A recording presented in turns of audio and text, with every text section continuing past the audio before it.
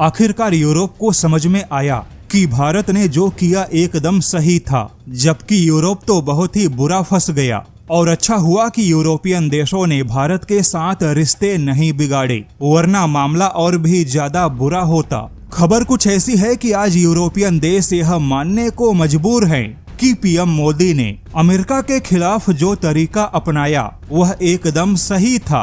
भारत ने अमेरिका के खिलाफ IDPP पावर का इस्तेमाल किया। आखिर भारत का यह पावर है क्या? यूरोप ने क्यों कहा कि पीएम मोदी एकदम सही थे? इस पूरी खबर को समझने के लिए आज अमेरिका के उस प्लान को समझना होगा जिसे भारत बहुत पहले ही समझ चुका था। सबसे पहले तो अमेरिका ने आधी दुनिया को, खास करके पूरे यूरोपियन देशों को, रूस के तेल और गैस से दूर किया। जब अमेरिका ने रूस पे लंबे चौड़े प्रतिबंधों का प्लान बनाया, तब यूरोपियन देश अमेरिका के इस प्लान में सबसे पहले शामिल थे। लेकिन भारत यहाँ पर अमेरिका के किसी भी प्लान में शामिल नहीं हुआ। अब हालात ऐसे बन चुके हैं जहाँ यूरोप इस समय रूस के ऊर्जा से दूर है। ऐसे हालात में यूरोपियन देशों की निर्भरता अमेरिकी तेल और गैस पर ज्यादा बढ़ गई। अब वही अमेरिका वेनेजुएला के तेल भंडारों पर भी कब्जा कर चुका है।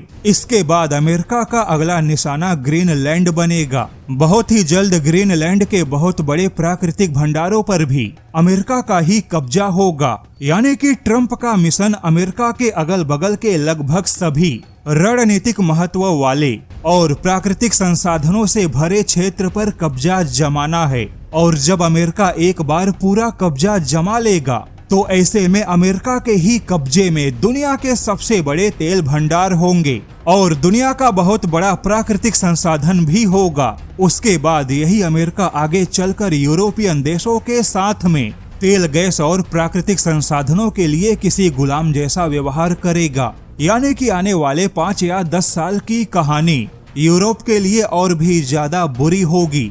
और यह पूरी कहानी बताई है खुद बेल्जियम के ही centre for European policy studies ने। बेल्जियम के थिंक टैंक ने कह दिया कि यूरोप बहुत ही बुरा फंसने वाला है। यूरोप के पास अपनी कोई स्वायत्तता नहीं होगी। रूस के डर और अमेरिका के धमकियों के बीच हमेशा यूरोप को रहना पड़ेगा।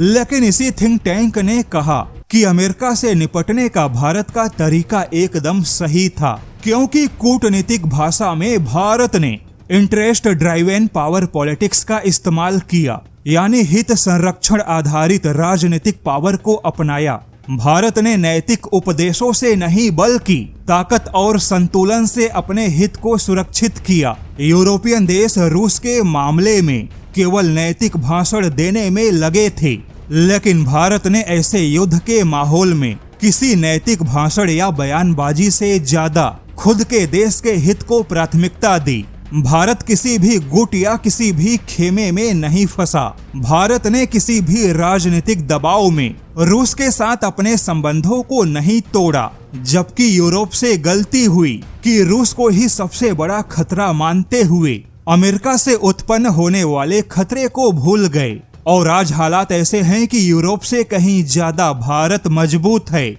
और आज वही भारत यूरोप की सबसे बड़ी उम्मीद भी है। और इसी बात पे यूरोप के थिंक टैंक ने कह दिया कि अच्छा हुआ कि ट्रंप के कहने पर यूरोपियन देशों ने भारत के साथ रिश्ते बिगाड़ने का जोखिम नहीं उठाया।